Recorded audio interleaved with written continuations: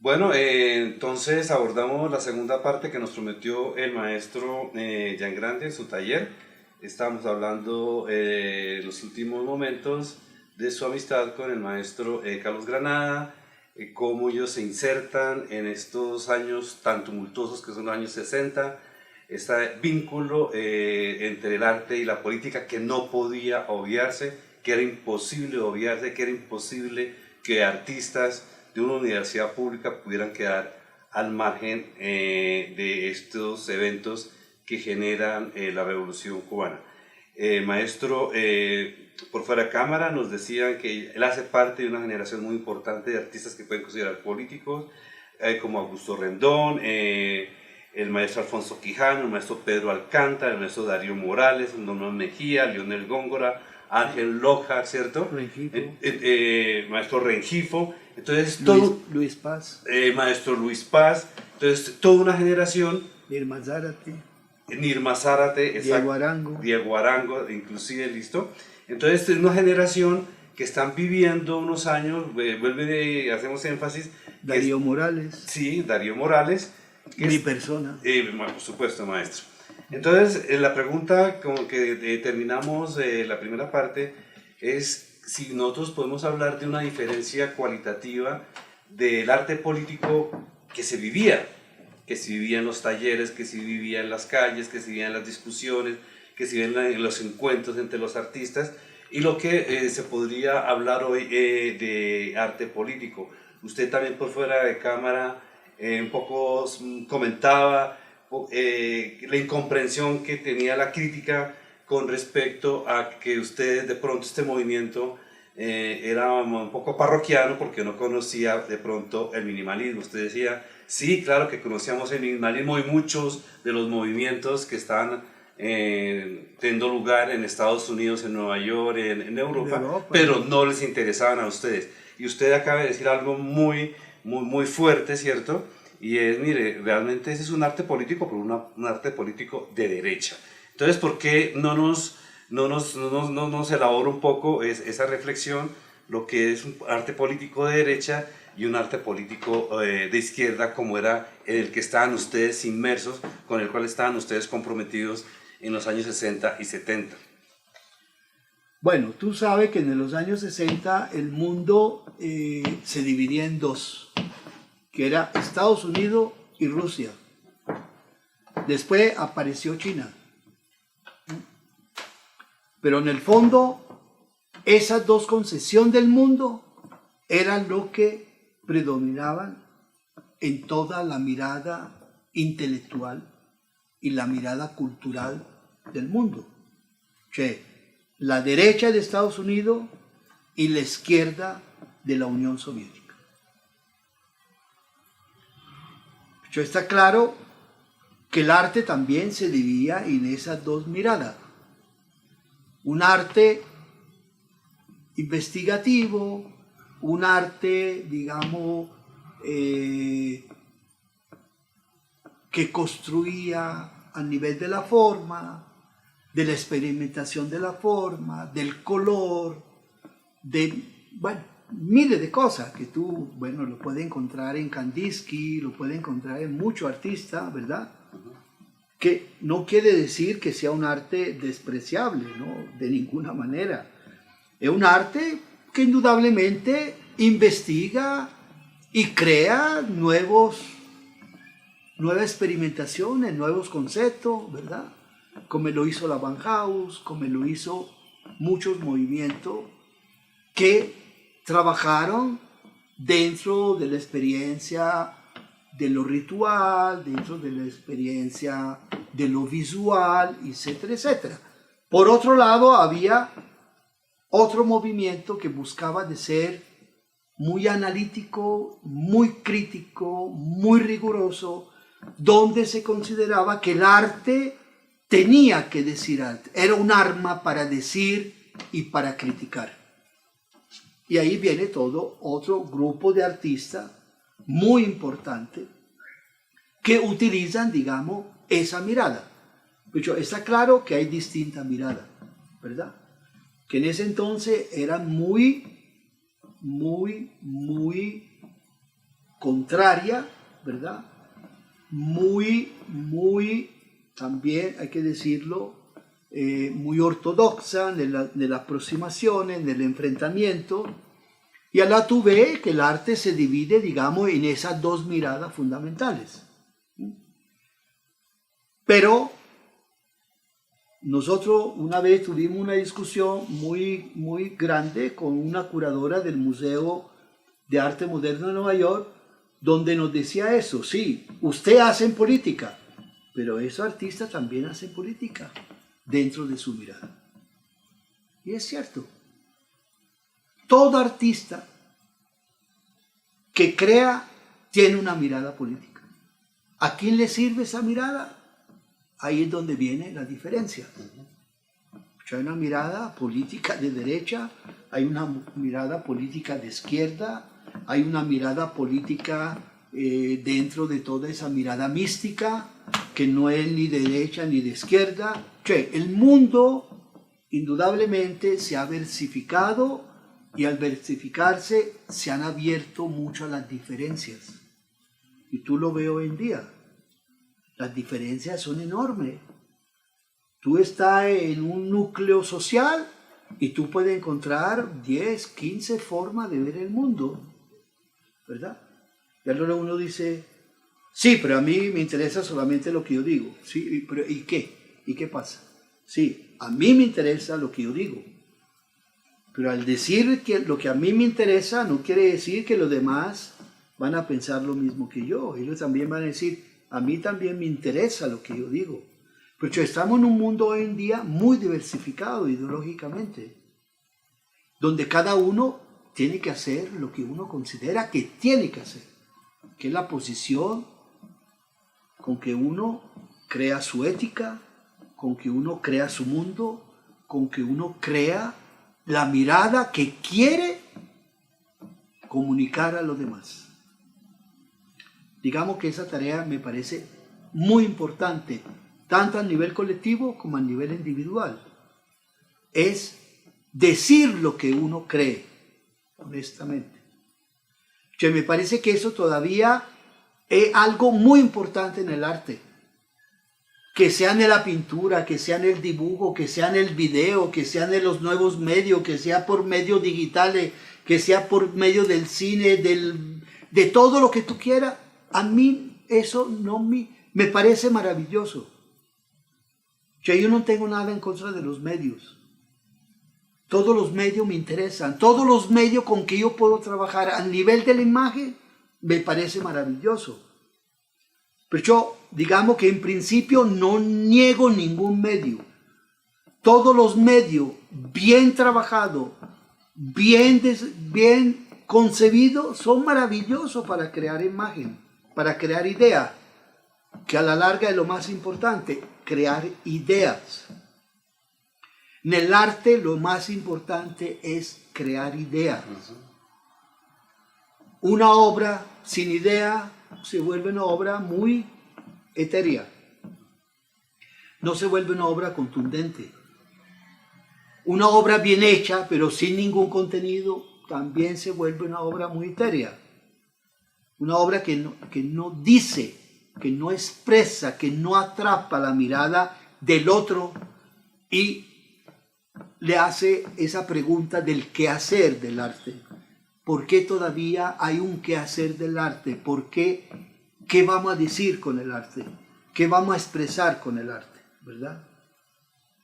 Para mí el arte es que yo pueda expresar mi mirada crítica del mundo.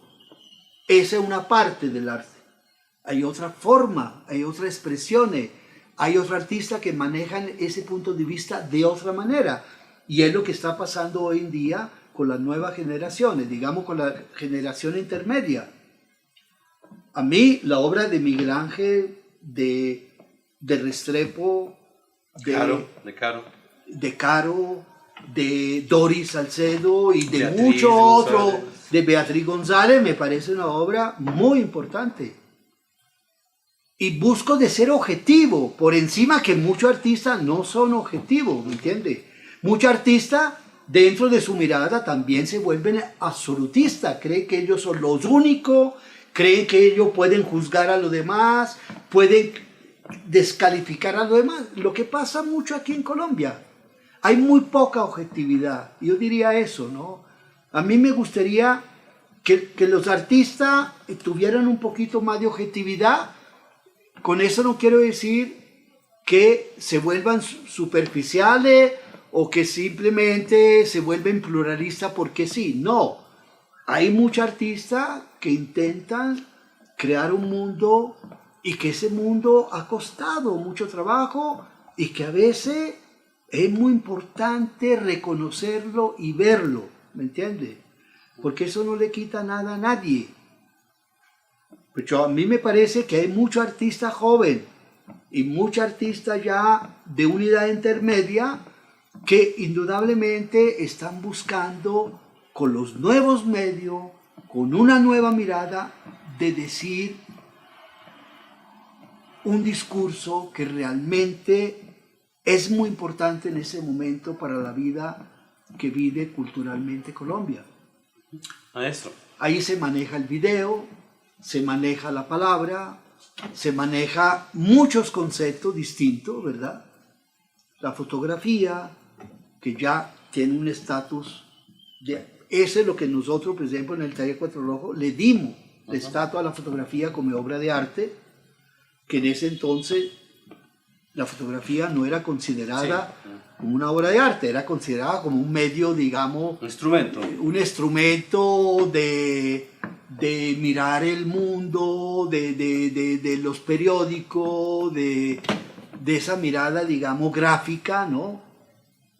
Pero nosotros le dimos un estatus creativo a la fotografía, cosa que yo pienso que el Taller Cuatro Rojos, en ese aspecto, digamos, hizo una tarea muy importante también, ¿sí?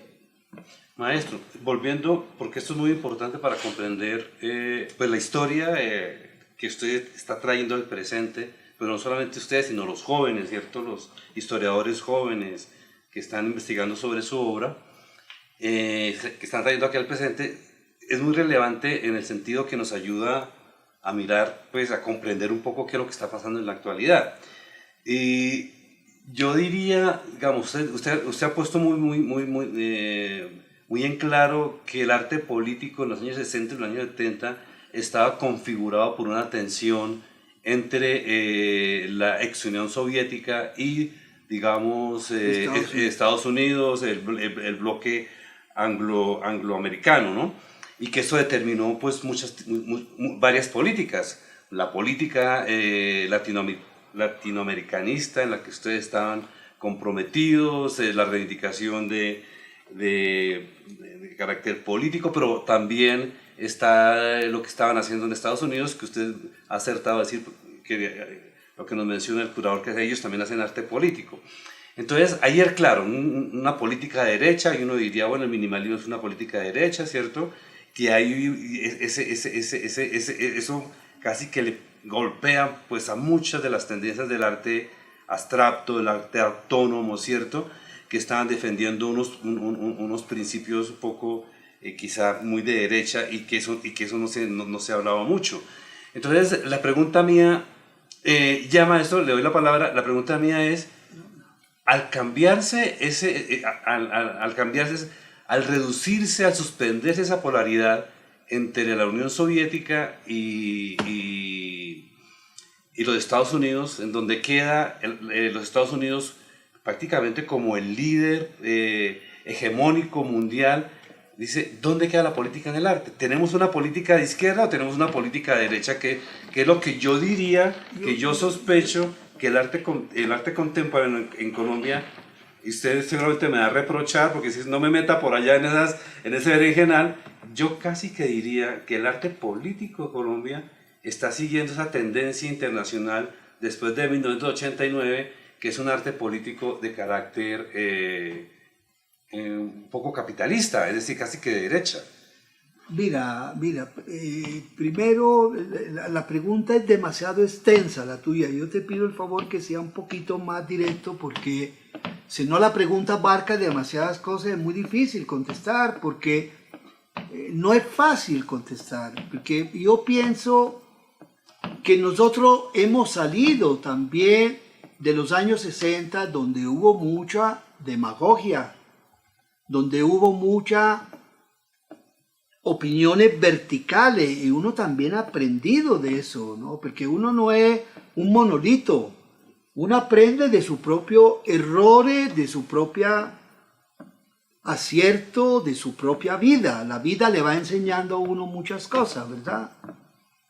Y ahora, ¿qué quiere decir eso? Quiere decir que yo como artista creativo puedo, digamos, crear un mundo mucho más vertical.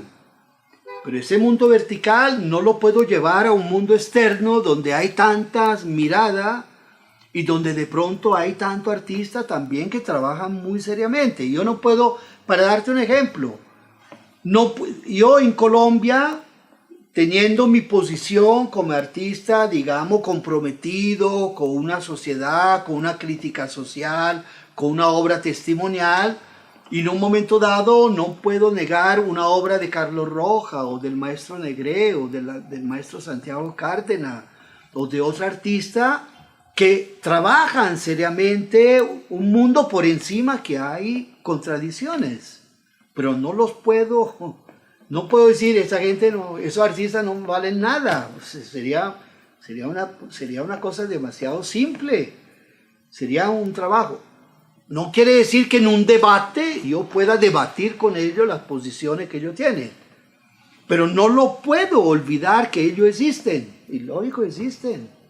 Están ahí produciendo su obra y están peleando por su obra. Y dentro de una mirada, digamos, de contradicciones y una mirada, digamos, de diversidad, ahí están. Como están otras miles de cosas en ese país que no la podemos olvidar, porque la diversidad de ese país es lo que nos enseña todos los días una riqueza dentro de una mirada.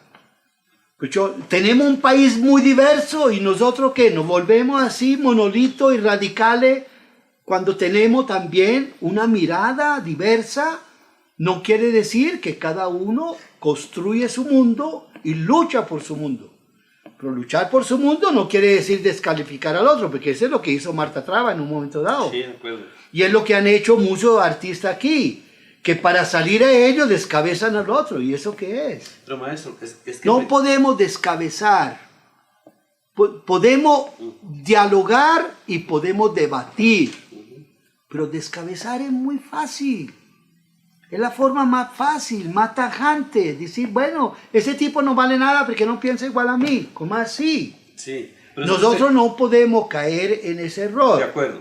Nosotros podemos construir una obra y que la obra se defienda sola. Porque también es muy importante que la obra se defienda sola. Y ahora, dentro de esa mirada y dentro de esa diversidad y dentro de esos cambios tan radicales que ha tenido ese país, porque eso la gente se lo olvida.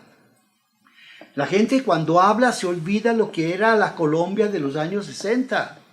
¿Qué era la Colombia de los... Muchos no han vivido esas épocas, pero tampoco han investigado esas épocas. No la conocen. No han mirado qué era Colombia en los años 60. Cómo se pensaba, cómo se vivía, cuál era la estructura de poder, la estructura social, los medios, la parte exactamente, toda la incapacidad que había en la estructura cultural. No había difusión, no había catálogo, había exactamente una casi dictadura oficial y todo lo que no trabajan ahí eran completamente enterrados. Pero los artistas que de alguna manera se automarginaban frente a esa estructura oficial eran artistas que sabían que se lo podían enterrar vivo, lo enterraban vivo, ¿me entiende? Le molestaba a esa gente, ¿no? Pero de ahí a hoy el mundo, digamos, de Colombia ha cambiado, la mirada ha cambiado. También ha cambiado, digamos, la parte, digamos, del debate, del discurso, del rigor. Porque dentro de esa diversidad, de cualquier forma, hay una presencia que nosotros no podemos desconocer. Sí, maestro. Y de esa diversidad se crean distinta mirada política, llamándola así, porque yo creo que esos artistas consideran que están haciendo un trabajo político. ¿Por qué están haciendo un trabajo político? Porque están criticando todas unas estructuras fundamentales de una mirada de la iglesia, de una mirada del acontecimiento, de una mirada de la violencia que se ha desarrollado en ese país, de una mirada simbólica, de una mirada exactamente de lo que está pasando en ese país. Y ahora ahí hay una mirada testimonial, hay una mirada que recoge exactamente lo que está pasando con los desplazados, con esa violencia tan grande que ha habido con los grupos exactamente guerrilleros, con toda la mirada del poder militar, etcétera, etcétera, etcétera, ¿no?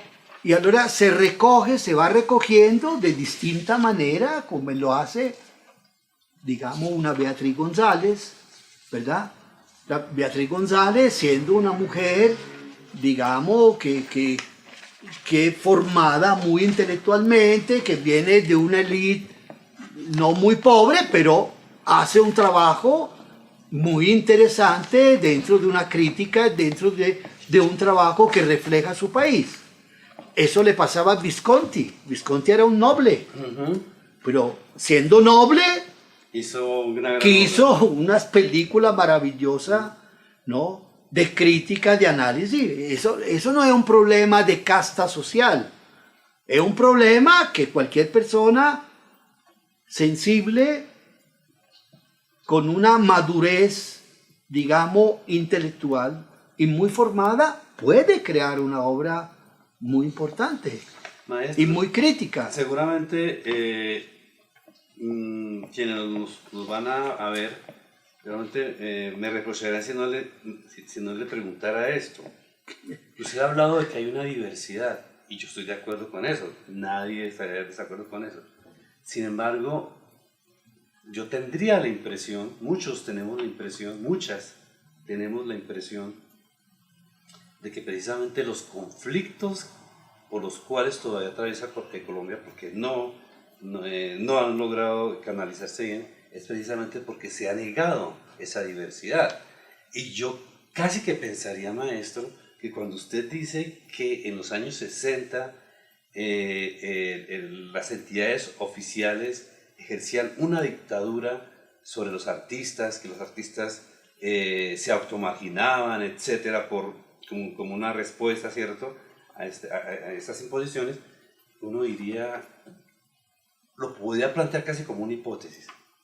Es muy poco lo que ha cambiado. Realmente lo que vemos desde el Ministerio de Cultura son unos criterios muy fuertes con respecto a lo que es el arte. Yo creo que el Ministerio de Cultura está promoviendo un arte que realmente no reconoce mucho la diversidad, que es a lo que le estamos apostando. Usted le está apostando y usted recoge esa idea, la importancia de la diversidad, pero uno dice, casi que el arte está como al margen de esos procesos de diversificación. Y entonces ahí sí yo vería una diferencia con los 60, o no sé si es lo mismo. Bueno, yo creo que todavía hay muchos problemas. O sea, yo veo que hay todavía muchos problemas, que de pronto no hemos aprendido mucho del tiempo y de la experiencia, ¿sí? O sea, yo de pronto a nivel personal tengo mucha diferencia con los salones nacionales. Yo he participado, creo que en mi estadía de esos 50 años, como 3 veces en el Salón Nacional, porque he dado una pelea y porque he peleado para que los artistas que estaban participando en el Salón Nacional tenían que ser invitados. Yo no acepto ningún filtro. Todos los filtros me parecen fatales, ¿Por qué en el Salón Nacional tiene que haber un comité que escoge los artistas? Porque eso es un filtro. El Salón Nacional no tiene que haber filtro. Tiene que haber de pronto un comité que analiza quién son los artistas que están trabajando con distintas posiciones y que lo inviten a exponer lo que le da, perdona la palabra, la puta gana, ¿me entiende? Yo no tengo por qué tener un filtro donde tú, ser jurado, me tienes que escoger la obra porque a ti te complace. Yo no tengo por qué complacer a nadie. Y ahora, las 3 veces que yo he participado en el Salón Nacional es porque con otros artistas hemos dado una pelea que no tenía que haber ese filtro. Que analizaran quién son los artistas activos y que lo inviten con sus distintas posiciones. Ellos no quieren un salón tan grande. Por eso, eso se dio en algunas partes, después los salones han cambiado. Hoy en día se le está dando una gran importancia a la parte curatorial. Lógico que me parece importante la parte curatorial, pero tiene que tener exactamente esa gran importancia. Tiene que sabemos que en Colombia hay rosca, desgraciadamente. Más en el arte. En el arte, en todas partes. En todo el mundo hay rosca, pero deberíamos tener una rosca un poco más amplia, ¿verdad? Un diámetro más inclusive. Pero ¿quién hace la rosca? Definitivamente lo hace la gente que pelea por el arte. Y si no hay gente que pelea en contra de esa gente, es un discurso fallido, ¿me entiendes? Los artistas también están muy callados. Los artistas lo único que quieren es entrar en esa rosca. No pelean esa rosca. La pelea es por entrar dentro de la rosca. La verdad, yo ya no me interesa eso, ¿me entiendes? No me interesa porque he llegado a un punto donde yo hago lo que a mí me da la gana. No me interesan los movimientos, no me interesan la galería, no me interesa estar en la primera página del periódico, no me interesa estar en el curruquillo ahí que... No, yo hago lo que quiero en ese momento.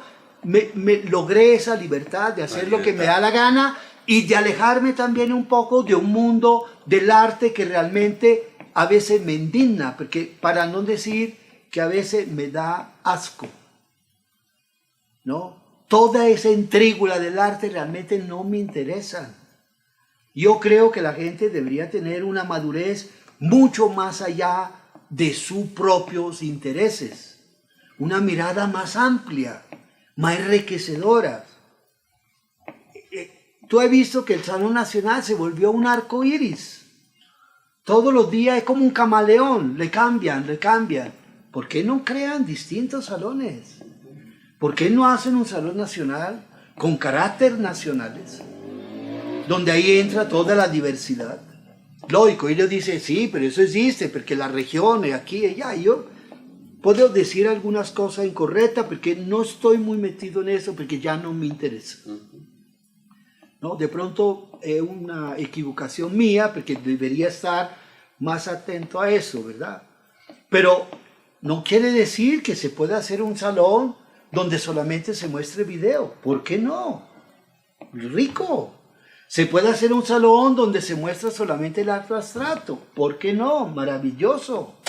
Si hay mucho artista abstracto en el país y ello tiene cabida en mostrar su obra, ni faltaba. ¿Por qué no se puede hacer un salón donde se muestra todo el arte expresionista? ¿Por qué no? O otros conceptos, de pronto no son salones, son muestras, ¿me entiendes? Que pueden mostrar que el país tiene una diversidad creativa y que unos no son mejor que los otros, o unos son lo más mejor que los otros, o uno tiene que existir y los otros no tienen que existir.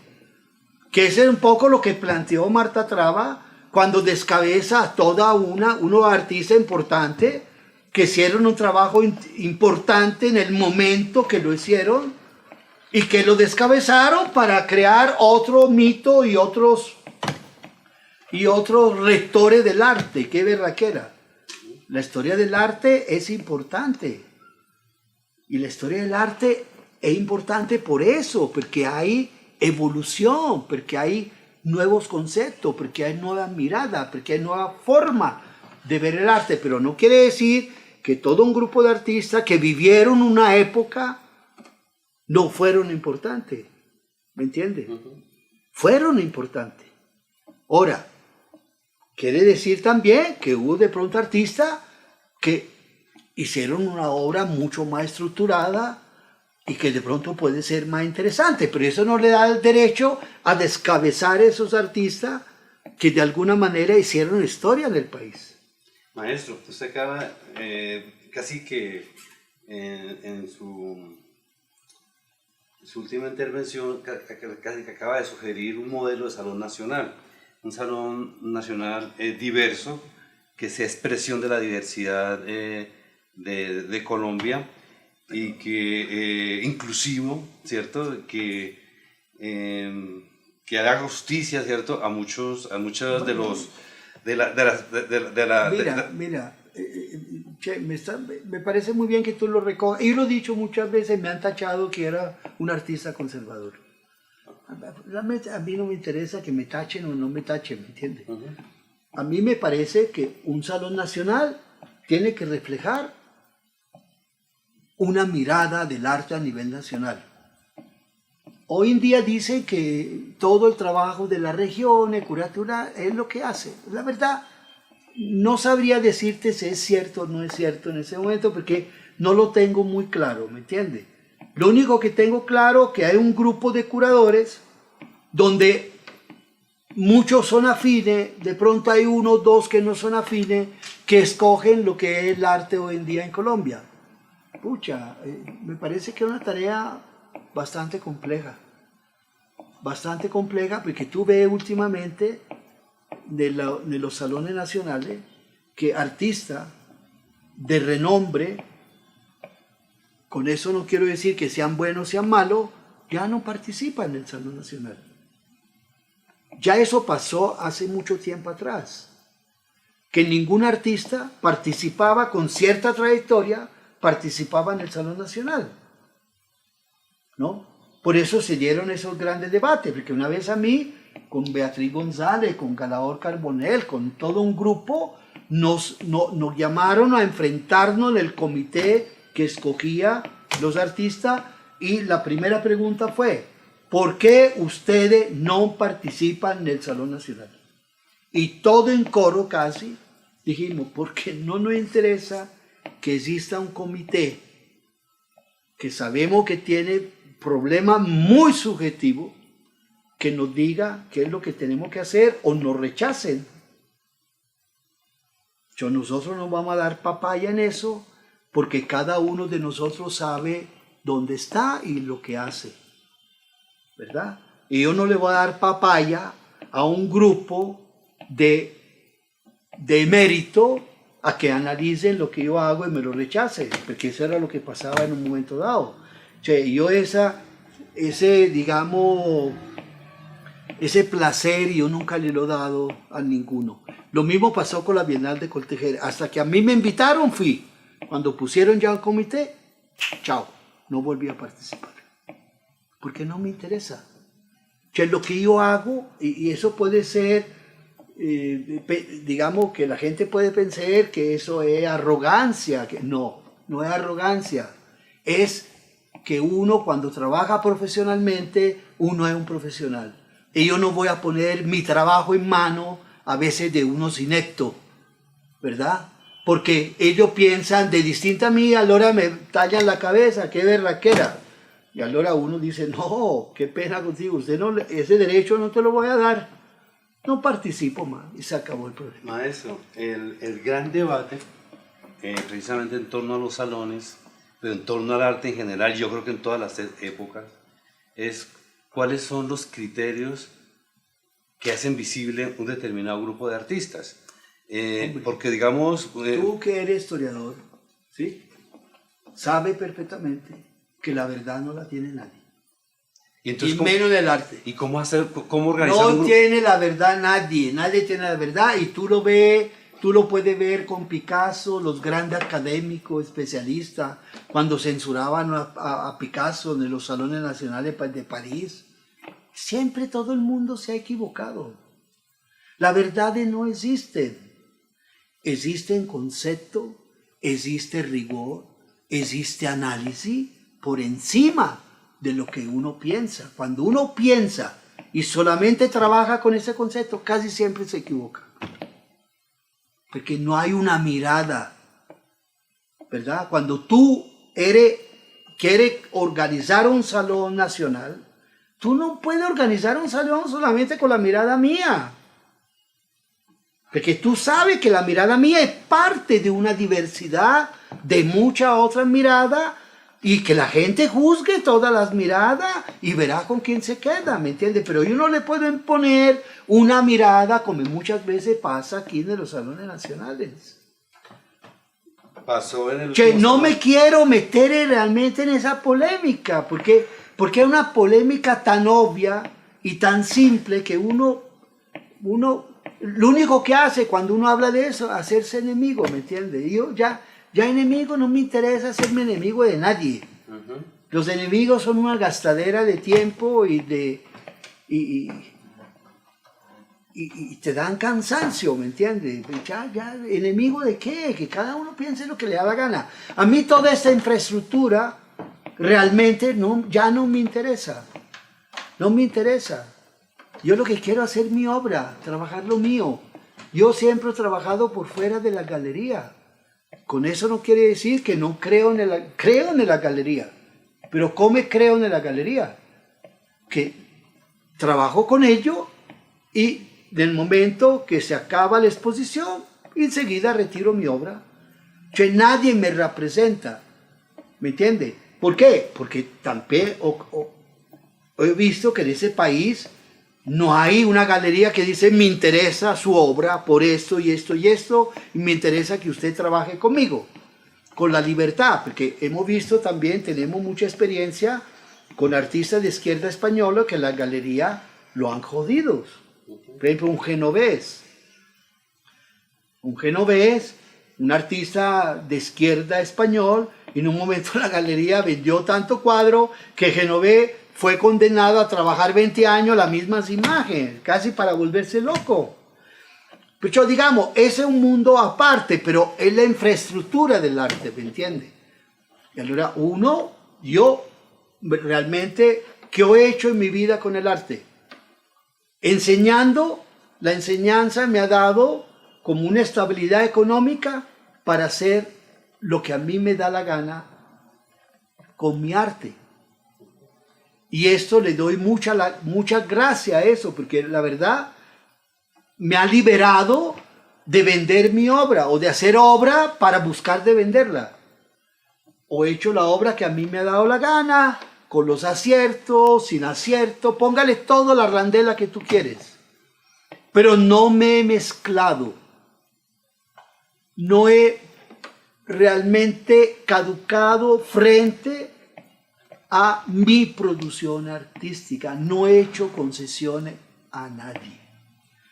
He trabajado mi mundo con acierto, sin acierto, pero he trabajado lo mío, buscando exactamente de darle un contenido a mi obra, de hacer una presencia con mi obra en un área que considero que es mi vida, que es mi mundo, que es mi forma de pensar y de sentir, con una mirada muy ética, ¿verdad? Y eso es lo que yo hago. Y otros harán otras cosas. Y habrá artistas que hacen otras cosas que me interesan. Habrá otro artista que realmente su obra no me interesa. Ya logré cambiar ese discurso, ¿me entiendes? Antes, es una mierda. No. Hay obra que a mí me interesa, hay obra que a mí no me interesa. Pero no la descalifico. Porque no me interesa descalificar. Y eso pasa también en el discurso académico, mi querido amigo. Sí, señor. Tenemos que aprender mucho, Sí, señor. porque estamos descalificando mucho. Sí, maestro. Estamos descalificando, y cuando estamos descalificando, entramos en un terreno muy ortodoxo, y la ortodoxia a veces hace mucho daño, porque no exactamente excluye el diálogo, la experiencia, la distinta mirada que eso enriquece muchísimo el diálogo.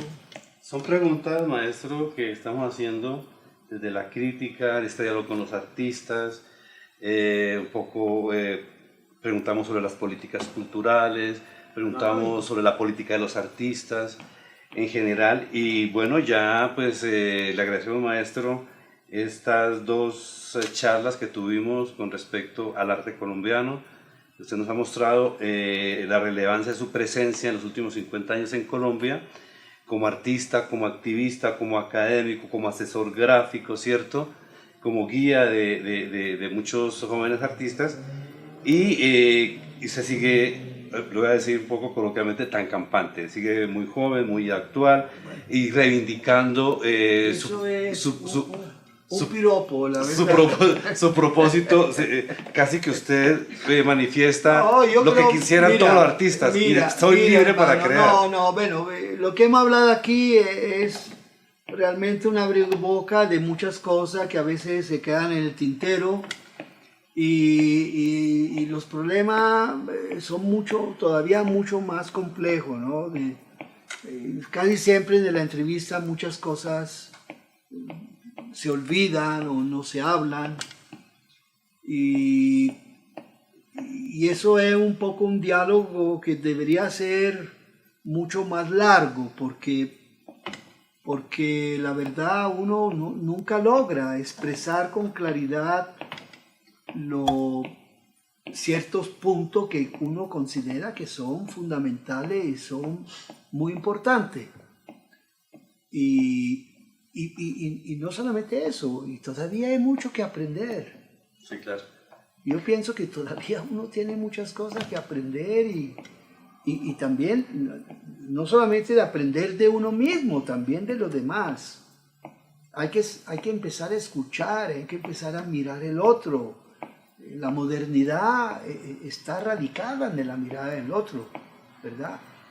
Nosotros, en la época del Taller Cuatro Rojos, estudiábamos a Bachelard, estudiábamos a Foucault, estudiábamos a montones de filósofos franceses que la misma universidad aquí desconocían, ¿no?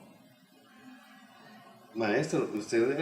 ¿Me entiende? Sí, de la parte del estudio, nosotros nos metimos mucho a estudiar, a mirar el país. Nosotros íbamos mucho, por ejemplo, a los loqueros, al hospital de Armero, de la locura de Armero, porque nosotros teníamos un trabajo no solamente sobre la violencia en Colombia, que hicimos una carpeta, pero la idea era un poco hacer un trabajo sobre la locura, como siempre se ha mitificado un poco al artista, ¿no? Que la locura del Bosco, la locura de Van Gogh, la distinta locura que de alguna manera era la locura que la sociedad condenaba, pero era la locura que creaba también, ¿verdad? Y ahora nosotros, por ejemplo, hicimos una investigación muy grande sobre todos los sitios de locura del país, y nos concentramos mucho en Armero. ¿Por qué? Porque Armero tenía todos los locos, entre comillas, que estaban recluidos en Armero, eran todo producto de la violencia en Colombia. Era el delirio de la violencia. ¿En qué año fue eso, maestro? ¿En colectivo trabajó eso? No, eso lo trabajamos en los años 71 con Carlos Granada y ¿Sí? en el Taller Cuatro Rojos, lógico. Ah, lo trabajaron con Taller Cuatro Rojos. Sí, pero el Taller Cuatro Rojos de la segunda parte. De la segunda parte. Sí, dirigido por un médico de la Universidad Nacional que en ese momento estaba haciendo el trabajo de psiquiatría de campo, que era Juan Jaramillo, que era parte del Taller Cuatro Rojos, ¿no? Y nos metimos, digamos, en ese mundo de la locura para mostrar cómo la violencia había creado también toda una problemática psíquica muy importante en el país. Y no solamente en eso, por ejemplo, tú sabes que los policías tienen una cantidad de hospitales de locura. Sí. Hay muchos policías que los cogen y le lavan el cerebro y se vuelven locos. Se vuelven locos. Aquí hubo un ejemplo de un muchacho que era el hijo de la portera de ese edificio, que era un muchacho que tenía como un retraso mental, ¿no? Y un día yo llego aquí y lo encuentro vestido de policía. Y yo cojo a la mamá y le digo, ¿y esto qué es? Ah, mire, me lo aceptaron de la policía. Pero ¿no lo ve que usted le está haciendo un daño al berraco? ¿Cómo así que le lo aceptaron? Usted sabe perfectamente que el muchacho tiene un atraso mental. ¿Cómo lo va a meter? Ah, pero se me lo escogieron. Bueno, listo. Lógico, al año el muchacho se mató, se suicidó. Por las presiones, por el lavado de cerebro, por la responsabilidad que no podía asumir. Y de ese caso está lleno el país, ¿no? País de locos. No, si fuera un país de locos sería maravilloso. A mí, tú no he visto que la locura, que los chinos hablan muy claro sobre la locura. Los locos son los únicos que pueden poner en jaque una cultura de un país. Tú estás en un sitio con tu formación, entra un loco y tú no sabes qué hacer con él. Está claro. Pues eso quiere decir que no estamos tan preparados como pensamos de serlo. Ni estamos tan seguros con nuestro entendimiento y con nuestra formación como consideramos serlo. Porque viene un señor que rompe todos los parámetros y uno no sabe qué hacer. ¿Entiende? Artista, ¿no? ¿Entiende lo que es? Y ahora entiende que la locura tiene dos conceptos fundamentales. Una es la locura médica, donde hay exactamente formaciones que no se han desarrollado, ¿verdad? Que hay una estructura del cerebro que está mal por deformaciones, porque uno nació con cierta deficiencia, y otras son todo lo que es la neurosis, lo que es toda la parte psicológica, que es todo lo, digamos, lo psíquico, ¿sí? Hombre, lo psíquico es muy interesante. Lo psíquico nosotros no lo podemos enjaular. Era como cuando yo estuve director de la SAP. Cuando yo estuve director de la SAP, yo cogía a toda la gente que había ahí, había 3 enfermeras, ¿verdad? Que hacían todos los tests de la marihuana, de la droga, de aquí, de allá, y un día las cogí y le dije, mire, todo eso me parece que lo hacen bien, pero usted cómo lo enfocan. No, es que hay que normalizar. Digo, no hay que normalizar. Qué pena con ustedes. Yo no quiero que usted me normalice los estudiantes. ¿Cómo así? Dijo, no. Yo quiero que usted le dé herramientas al estudiante para combatir de pronto ciertas adicciones que tiene, pero usted no me van a normalizar.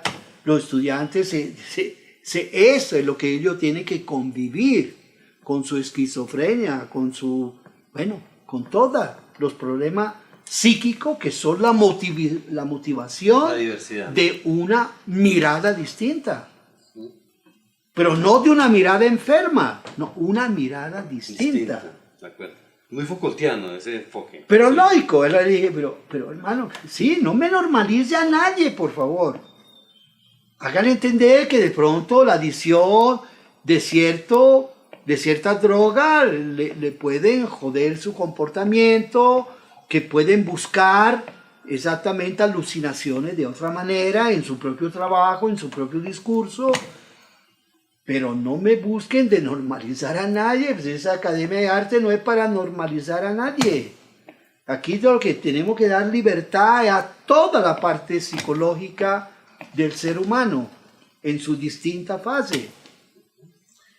Bueno, maestro, ya con esa invitación a esa defensa usted de la locura, que no la ve uno muy clara en el arte colombiano, yo creo que hay muchos artistas que han vivido mucha locura, yo sí creo. La locura creativa, ¿no? Porque sí, estamos hablando de la locura creativa, no la locura mucha locura sustentada, digamos, con la vida, con el rigor de la vida, con el compromiso de la vida y con una mirada ideológica de la vida, está claro. Yo no estoy hablando de la locura por sí mismo, estoy hablando de una locura argumentada, de una locura proyectada, donde indudablemente todo no se puede saber, pero es un campo, digamos, sembrado para poder, digamos, crear y alucinar, porque esa parte me parece que es muy importante para poder mirar lo que no todos los días uno mira. Listo, maestro. Entonces, muchas gracias por esta entrevista.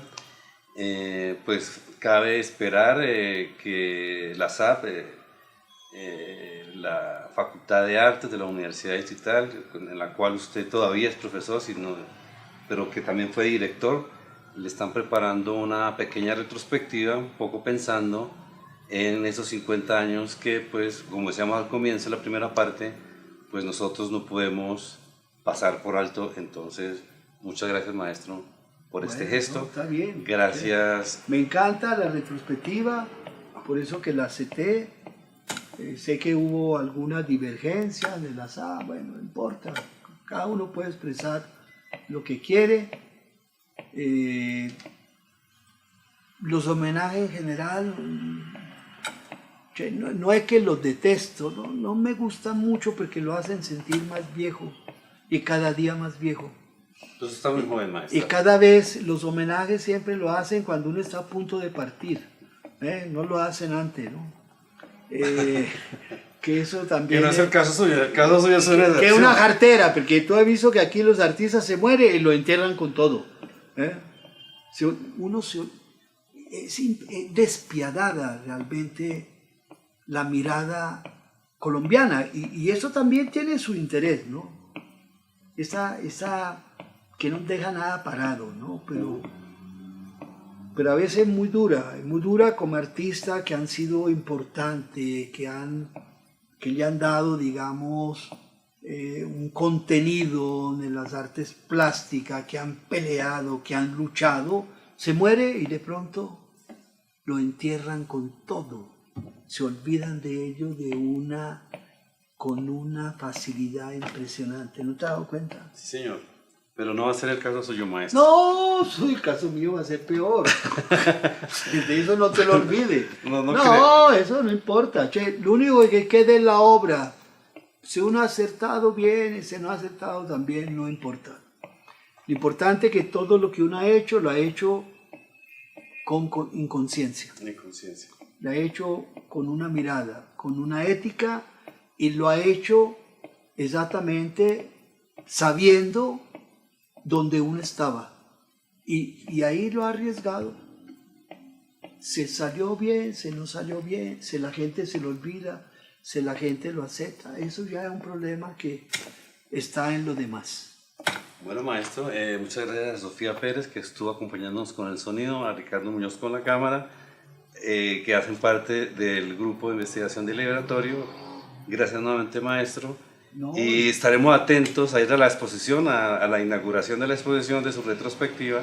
Bueno, es una mini retrospectiva. Una pequeña retrospectiva. Que es parte de la retrospectiva que hice en el 2007 de la Universidad Nacional, no sé si tú la viste. Sí. Bueno, que ahí había como 230 obras. No estaba toda mi obra, indudablemente, solamente pudimos recoger la obra que estaba en Bogotá. Fue un esfuerzo muy grande, la verdad, porque he sido un artista que no ha pensado, a veces hasta pienso equivocadamente, en hacer el currículo y apuntar y organizado y la diapositiva y la vaina. Yo he sido un poco un despelote en eso porque no creía en eso. Siempre pensaba que eso lo tenían que hacer exactamente los curadores, los críticos de arte, y ahí me tocó morderme la lengua porque me tocó hacerlo a mí, ¿no? Estuve 5 años con Patricia Cervantes, que me ayudó, buscando de recuperar las obras, buscando de recuperar los escritos, las participaciones, buscando en los periódicos antiguos de los catálogos de los demás artistas, hasta que logramos, digamos, recopilar toda esa obra con diapositiva, recuperamos un currículo que yo no tenía, porque lo había mandado a la porra hace mucho tiempo, porque no me interesaba. Y bueno, logramos armar esas exposiciones que pienso que fue una exposición importante, porque mucha gente pensaba que yo no estaba haciendo nada, ¿no?